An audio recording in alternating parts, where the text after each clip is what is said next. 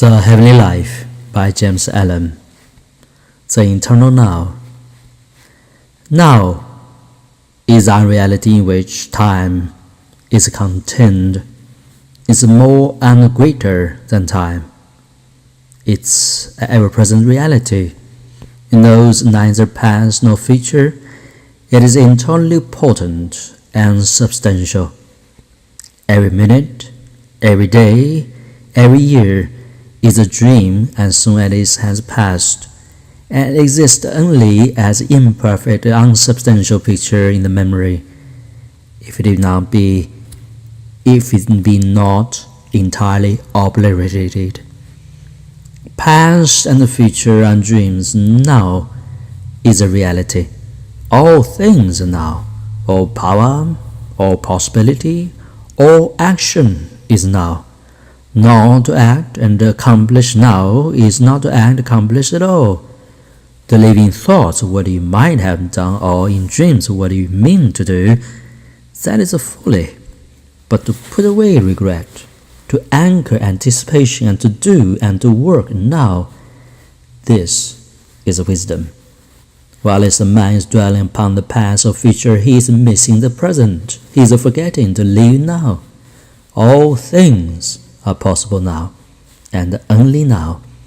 Without wisdom to guide him, and mistaking the unreal for the real, the man says, if I had done so and so last week, last month, or last year, would have been better with me today, or I know what is best to be done and I will do it tomorrow. The selfish cannot comprehend the one's importance and the value of the present, and fail to see it as the substantial reality of which past and future are the empty reflections. It may truly be said that past and future do not exist except as negative shadows, and to live in them, that is, in the regretful and the selfish contemplation of them, is to miss the reality in life. The present at all thy hand that is for thine sure possessing, like the patriarch angel, hold fast till it gives its blessing. All which is real now remaineth, and fadeth never. The hand which upholds it now sustaineth the soul forever. And of what is to be, and of what is done, why creditest thou the past the time to be are one, and both are now? Man has all power now. But not knowing this, he says, I will be perfect next year, or in so many years, or in so many lives. The dwellers in the kingdom of God, who lives only in the now, says, I am perfect now, and refraining from all sin now, and ceaselessly guarding the portals of the mind, and not looking to the past, nor to the future, nor turning to the left or right. They remain eternally holy and blessed. Now is the accepted time. Now is the day of salvation. Say to thyself, I will live in my ideal now. I will manifest my ideal now. I will be my ideal now. And all that tempts me away from ideals, I will not listen to. I will listen only to the voice of my ideal. Thus resolving and thus doing, you shall not depart from the highest, and shall internally manifest the true. A food and light-hearted, I take to the open road. Henceforth I ask not good fortune, I myself am good fortune. Henceforth I whimper no more, postpone no more, need nothing, down with indoor complaints, libraries, querulous criticisms, strong and content, I take to the open road. Cease to tread every byway of dependence, every winding sideway, and tends and soar into the shadow land of the past and the future, and manifest thine native and divine strength now. Come out into the open road, that which you would be and hope to be, you may be now. Non-accomplishment reside in your perpetual postponement, and having the power to postpone, you also have the power to accomplish. Be perpetually accomplished. Realize this truth, and you shall be today, and every day, the ideal man of whom you dreamed.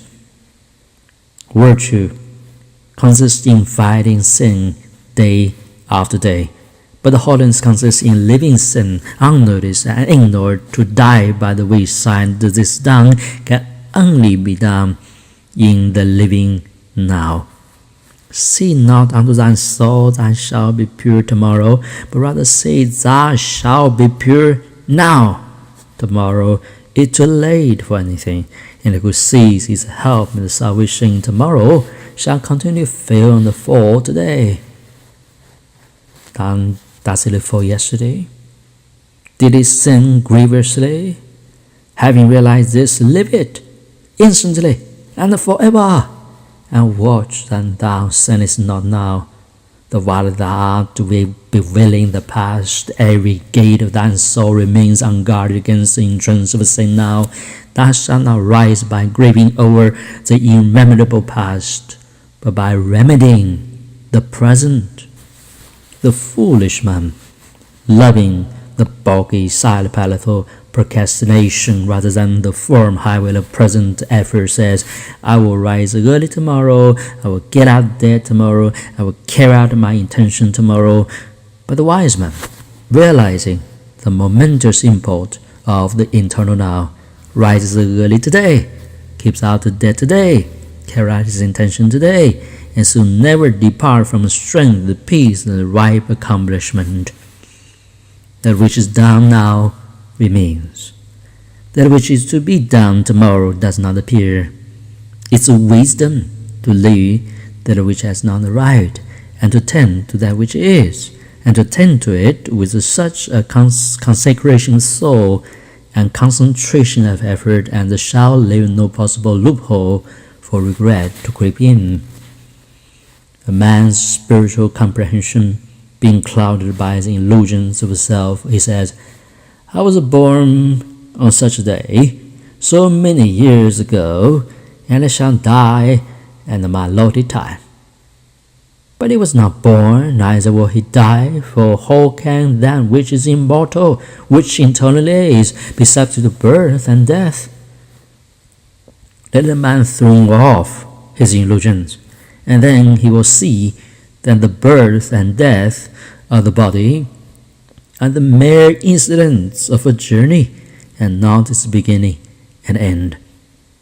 Looking back to happy beginnings and forward to mournful endings, a man's eyes are blinded, so that he beholds not his own immortality. His ears are closed, so that he hears not the ever-present harmonies of joy, and his heart is hardened, so that it possesses not the rhythmic sounds of peace.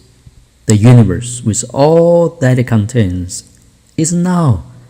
Put out thy hand, O man, and receive the fruits of wisdom. Cease from thy greedy striving, thy selfish sorrowing, thy foolish regretting, and be content to live. Act now, and lo, all things are done. Live now, and behold, thou art in the midst of plenty. Be now, and know that thou art perfect.